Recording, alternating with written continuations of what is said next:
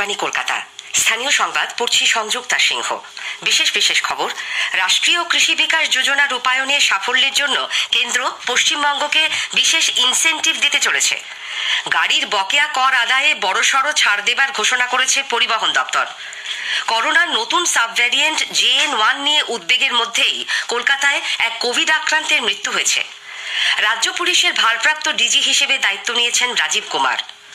আত্মম্ভরিতা এবং অন্তর্কলহের বিরুদ্ধে তৃণমূল কংগ্রেস প্রধান মমতা ব্যানার্জি দলের নেতা কর্মীদের কড়া বার্তা দিয়েছেন। প্রবীণদের দলের মধ্যে যথাযোগ্য সম্মান দিতেও বলেছেন তিনি। আসছি বিস্তারিত খবরে।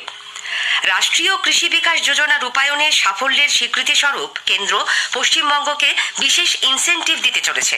এর আগে একাধিকবার কেন্দ্রীয় সরকারের কৃষি কর্মণ পুরস্কার পেয়েছে এই রাজ্য।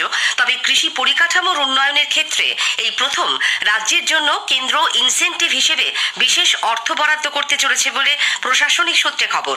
মাটির মান পরীক্ষা, কৃষিক্ষেত্রে আধুনিক প্রযুক্তি ও যন্ত্রাংশের ব্যবহার বৃদ্ধির নিরিখে এই টাকা দেওয়া হচ্ছে।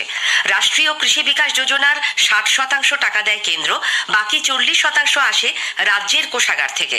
চলতি অর্থবর্ষে কেন্দ্রের মোট 4টি কিস্তিতে 168 কোটি টাকা দেবার কথা রয়েছে। এছাড়াও এবার ইনসেনটিভ হিসেবে অতিরিক্ত 137 কোটি টাকা দেওয়া হবে বলে রাজ্য সরকারকে জানানো হয়েছে। সারা দেশের মধ্যে পশ্চিমবঙ্গ এবং তামিলনাড়ুই এই ইনসেনটিভ পেতে চলেছে বলে খবর। বাংলার শস্য বীমা যোজনার আওতায় চলতি রবি মরশুমের জন্য ফসলের বীমা করার সময়সীমা বাড়ানো হয়েছে। কৃষি দপ্তর এক বিজ্ঞপ্তিতে জানিয়েছে, আলু, গম, ভুট্টা, ছোলা, মসুর, সর্ষের চাষিরা আগামী 15ই জানুয়ারি পর্যন্ত প্রকল্পে নাম নথিভুক্ত করতে পারবেন। বোরো ধানের জন্য নাম নথিভুক্তিকরণের সময়সীমা বাড়িয়ে করা হয়েছে 31শে জানুয়ারি। আগে এই সময়সীমা ছিল 31শে ডিসেম্বর পর্যন্ত। একই সঙ্গে গ্রীষ্মকালীন ভুট্টা, মুগ, তিল, বাদাম ও আখ চাষিদেরও বাংলা শস্য বীমায় নাম নথিভুক্তিকরণের কাজ চলছে। 15ই মার্চ পর্যন্ত তা চলবে বলে কৃষি দপ্তরের তরফে জানানো হয়েছে। রাজ্য সরকার গ্রামীণ পর্যটনের বিকাশে স্থানীয় হস্তশিল্পীদের নিয়ে এক ছাতার তলায় হস্তশিল্প গ্রাম তৈরির সিদ্ধান্ত নিয়েছে। রাজ্য পর্যটন নিগমের অতিথি নিবাসগুলিতে শিল্পীদের জন্য জমি বাছাই করে এই গ্রাম তৈরির কাজ শুরু হয়েছে বলে পর্যটন দপ্তর সূত্রে খবর। প্রাথমিকভাবে পুরুলিয়া, বাঁকুড়া, মালদা, মুর্শিদাবাদ, কালিম্পং ও কোচবিহারে হস্তশিল্প গ্রাম তৈরির কথা ভাবা হয়েছে। এই প্রকল্পে 1 একর জমির মধ্যে ছোট ছোট ঘর তৈরি করে সেখানকার স্থানীয় হস্তশিল্পীদের কাজ করার সুযোগ দেওয়া হবে। পাশাপাশি উৎপাদিত সামগ্রী বিপণনেরও ব্যবস্থা থাকবে। গাড়ির বকেয়া কর আদায়ে বড়সড় ছাড় দিতে চলেছে রাজ্য পরিবহন দপ্তর। বকেয়া রোড ট্যাক্স, পারমিট ও সার্টিফিকেট অফ ফিটনেস পুনর্নবীকরণের ক্ষেত্রে জরিমানা মকুবের সিদ্ধান্ত নেওয়া হয়েছে বলে পরিবহন মন্ত্রী স্নেহাশিস চক্রবর্তী জানিয়েছেন। আগামী 1 জানুয়ারি থেকে চালু হবে এই ওয়েভার স্কিম। যারা দিতে পারেননি তাদের এই সুযোগটা দেওয়া হচ্ছে। নোটিফিকেশন জারি আমাদের হয়ে যাচ্ছে। 1 জানুয়ারি থেকে 29শে ফেব্রুয়ারির মধ্যে তারা করটা দিলে তার জরিমানা 100% মুকুব হয়ে যাবে। ফাইন নেওয়াটা কিন্তু আমাদের আলটিমেট গোল নয়। আমরা তো সেই দিনে পৌঁছতে চাই যেদিন আমাদের আর ফাইন করতে হবে না। অর্থাৎ যেদিন সমস্ত গাড়ির মালিক, তিনি বাণিজ্যিক হোক বা ব্যক্তিগত গাড়ি হোক, তারা সমস্ত বৈধ কাগজপত্র নিয়েই রাস্তায় চলাচল করবে। করোনার নতুন সাবভ্যারিয়েন্ট JN.1 নিয়ে উদ্বেগের মধ্যেই কলকাতায় এক কোভিড আক্রান্তের মৃত্যু হয়েছে। বেসরকারি হাসপাতালে ভর্তি ছিলেন 70 ওই বৃদ্ধ। জ্বর এবং শ্বাসকষ্টের উপসর্গ ছিল তাঁর। হৃদযন্ত্রেও সমস্যা ছিল। মৃত্যুর পর তার কোভিড পরীক্ষার রিপোর্ট পজিটিভ আসে। কেন্দ্রীয় স্বাস্থ্য মন্ত্রকের খবর অনুযায়ী বাংলায় এ পর্যন্ত 6 মাসের এক শিশু সহ করোনা আক্রান্তের সংখ্যা 15। শিশুটি কলকাতা মেডিকেল কলেজ হাসপাতালে পেডিয়াট্রিক্স বিভাগে ভেন্টিলেশনে রয়েছে। জানা গেছে, মেনিনজাইটিসের উপসর্গ নিয়ে বিহার থেকে আসা শিশুটিকে হাওড়ার একটি বেসরকারি হাসপাতালে ভর্তি করা হয়। সেখান থেকে তাকে পাঠানো হয় মেডিকেল কলেজ হাসপাতালে। অন্য আক্রান্তরাও শহরের বিভিন্ন বেসরকারি হাসপাতালে চিকিৎসাধীন। স্থানীয় সংবাদ শুনছেন আকাশবাণী কলকাতা কেন্দ্র থেকে। রাজ্য পুলিশের ভারপ্রাপ্ত ডিজি হিসেবে দায়িত্ব নিয়েছেন রাজীব কুমার।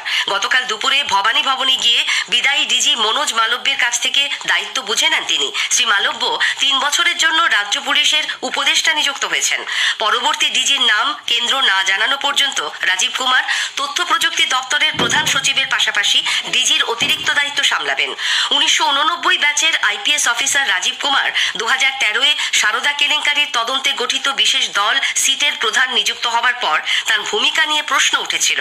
সিবিআই তদন্তও শুরু হয় তার বিরুদ্ধে। পার্টির ওপরে নিজের স্বার্থকে রাখা এবং অন্তর্কলহের বিরুদ্ধে তৃণমূল কংগ্রেস প্রধান মুখ্যমন্ত্রী মমতা ব্যানার্জি দলের নেতা কর্মীদের কড়া বার্তা দিয়েছেন।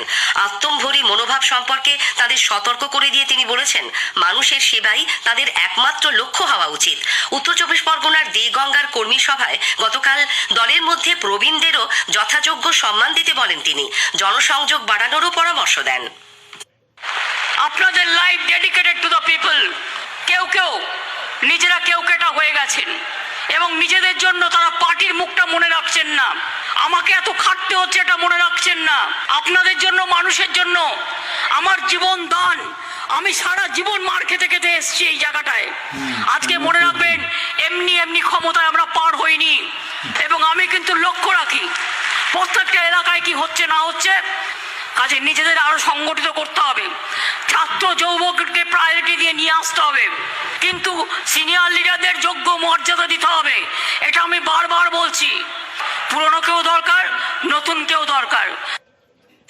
বিজেপি এবং কেন্দ্রের সরকারকে নিশানা করে তৃণমূল নেত্রী বলেন, লোকসভা ভোটে পার্থ চট্টোপাধ্যায়, জ্যোতিপ্রিয় মল্লিকরা দলের হয়ে যাতে কাজ করতে না পারেন সেজন্যই তাদের জেলে ভরা হয়েছে। এদিনও ইডি সিবিআইকে রাজনৈতিক উদ্দেশ্যে ব্যবহার করার অভিযোগ করেন তিনি। বিজেপির পাশাপাশি মমতা বামেদেরও তীব্র সমালোচনা করেন। তার দাবি, একমাত্র তৃণমূল কংগ্রেসই পারে ভারতকে পথ দেখাতে। ভোটের আগে উত্তর 24 পরগনায় দলকে সাংগঠনিকভাবে আরো মজবুত করে তুলতে নির্মল ঘোষের নেতৃত্বে 20 সদস্যের কোর কমিটি গড়ে দেন মুখ্যমন্ত্রী। অন্যদিকে তৃণমূল নেতাকর্মীদের পার্টির চেয়ে বড় হয়ে ওঠার বিরুদ্ধে মমতা ব্যানার্জির সতর্ক বার্তাকে কটাক্ষ করেছেন সিপিআইএম রাজ্য সম্পাদক মোহাম্মদ সেলিম। কেউটে যদি অন্যকে কেউ কেটা বলে, তাহলে কেউটে এবং কেউ কেটা দুটোকে সরানোর কাজটাকে ত্বরান্বিত করতে হবে। তিনি বৃদ্ধ শাহজাহানের মতো অরঙ্গজেবের হাতে আজকে বন্দী আছেন। এই জন্য এখন তারা মনে করেছে বয়স্কদের প্রতি সম্মান জানাতে হবে। আসলে নিজের প্রতি তিনি এখন দৃষ্টি আকর্ষণ করছেন। বিজেপির রাজ্য মুখপাত্র শ্রমিক ভট্টাচার্য বলেছেন, রাজ্যের সর্বস্তরে দুর্নীতি এত গভীর যে ইডি সিবিআই এর সদর দপ্তর এখানে তুলে আনা দরকার। সিবিআই এর যে স্ট্রেংথ, অফিসার স্ট্রেংথ, তা দিয়ে পশ্চিমবঙ্গে দুর্নীতি তদন্ত করা সম্ভব। যেখানে যাবে সেখানেই দুর্নীতি। ইডি সিবিআই এর সদর দপ্তরগুলো পশ্চিমবঙ্গে নিয়ে এসে বসিয়ে দিলে ভালো হবে। কারণ এখানে রন্ধ্রে রন্ধ্রে দুর্নীতির যেটা বিকেন্দ্রীকৃত চেহারা দেখা যাচ্ছে। নথি উদ্ধারের গল্প তো আমরা শুনছি, শেষ হবে কবে? এই চোর পুলিশ খেলা শেষ কোথায়? মানুষ এটা পরিণতি দেখতে চাইছে। আইএসএফ তৃণমূল কংগ্রেস গন্ডগোলের জেরে দক্ষিণ 24 পরগনার ভাঙড় 2 নম্বর পঞ্চায়েত সমিতির স্থায়ী সমিতি গঠন স্থগিত হয়ে গেছে। গতকাল এ নিয়ে বৈঠক চলাকালীন তৃণমূল নেতা আরাবুল ইসলাম এবং আইএসএফ বিধায়ক নওশাদ সিদ্দিকীর সামনেই দুদলের সমর্থকদের মধ্যে বচসা শুরু হয়। পরিস্থিতি উত্তপ্ত হয়ে উঠলে বন্ধ হয়ে যায় স্থায়ী সমিতি গঠনের কাজ। প্রতিবাদে পোলের হাটে টায়ার জ্বালিয়ে পথ অবরোধ শুরু করে জমি রক্ষা কমিটি। শাসক দলের সমর্থকরাও বিভিন্ন জায়গায় অবরোধ করেন। পরিস্থিতি নিয়ন্ত্রণে আনে কাশীপুর থানার পুলিশ। গোটা ঘটনার জন্য পরস্পরকে দায়ী করেছে তৃণমূল ও আইএসএফ। নওশাদ বলেছেন, বিডিওকে 7 দিন সময় দেওয়া এর মধ্যে স্থায়ী সমিতি গঠন না হলে তারা পরবর্তী পদক্ষেপের সিদ্ধান্ত নেবেন। অন্যদিকে আরাবুল বলেছেন, বিষয়টি বিডিওর ওপরেই ছেড়ে দিয়েছেন তারা। নিয়মিত রেশন সামগ্রী না পাওয়ার অভিযোগে বর্ধমান শহরের বড়নীলপুর বাজার এলাকায় রেশন দোকানের সামনে গতকাল গ্রাহকরা বিক্ষোভ দেখান। তাদের অভিযোগ, রেশন সামগ্রী দেবার সময় বারবার বদলে দেবার ফলে তাদের হয়রানি দিন দিন বেড়েই চলেছে। পুলিশ গিয়ে পরিস্থিতি নিয়ন্ত্রণে আনে, তবে এ ব্যাপারে রেশন দোকানের মালিকের কোনো প্রতিক্রিয়া মেলেনি। ইংরেজি বর্ষবরণ উৎসবে শব্দবিধি মেনে চলার ব্যাপারে রাজ্য দূষণ নিয়ন্ত্রণ পর্ষদ নির্দেশিকা জারি করেছে। প্রতিটি সাউন্ড বক্সে সাউন্ড লিমিটার লাগানো বাধ্যতামূলক করা হয়েছে। হাসপাতাল, স্কুল ও আদালত চত্বরের 100 মিটারের মধ্যে মাইক্রোফোন বা লাউড স্পিকার ব্যবহার করা যাবে না। নির্দেশিকায় জানানো হয়েছে, ডিজে এবং 90 ডেসিবেলের ওপর শব্দবাজি সম্পূর্ণ নিষিদ্ধ। বর্ষবরণের রাতে 11:55 থেকে 12:30 এই 35 মিনিট শুধু স্বীকৃত সবুজ বাজি পোড়ানোই ছাড় দেওয়া হয়েছে। এদিকে ভরা পৌষে দক্ষিণবঙ্গে উধাও শীত, বর্ষ শেষে যে ফিরবে এমন আশার বাণী আবহাওয়া দপ্তর শোনাতে পারেনি। আজ সকালে কলকাতায় সর্বনিম্ন তাপমাত্রা 16.9 ডিগ্রি সেলসিয়াস, স্বাভাবিকের 3 ডিগ্রি ওপরে। গঙ্গাসাগর মেলা স্বচ্ছ ও সবুজ রাখতে প্লাস্টিক এবং থার্মোকল ব্যবহার পুরোপুরি নিষিদ্ধ করেছে রাজ্য সরকার। পরিবেশ দপ্তর ও দক্ষিণ 24 পরগনা জেলা প্রশাসনের উদ্যোগে গতকাল সাগর মেলা মাঠে এ ব্যাপারে সচেতনতা পদযাত্রার আয়োজন করা হয়। ঝাড়গ্রাম রেঞ্জের পুকুরিয়া বিটের ঢেঁকিপোড়া গ্রামে হাতির আক্রমণে এক বৃদ্ধার মৃত্যু হয়েছে। স্থানীয় সূত্রে জানা গেছে, গত রাতে ঝাড়গ্রামের ওই গ্রামে হঠাৎই হাতি ঢুকে পড়ে। কোকিলা মাহাতো নামে মহিলাকে সামনে পেয়ে তাকে আক্রমণ করে হাতিটি। শেষ করার আগে স্থানীয় সংবাদের বিশেষ অংশ আরেকবার।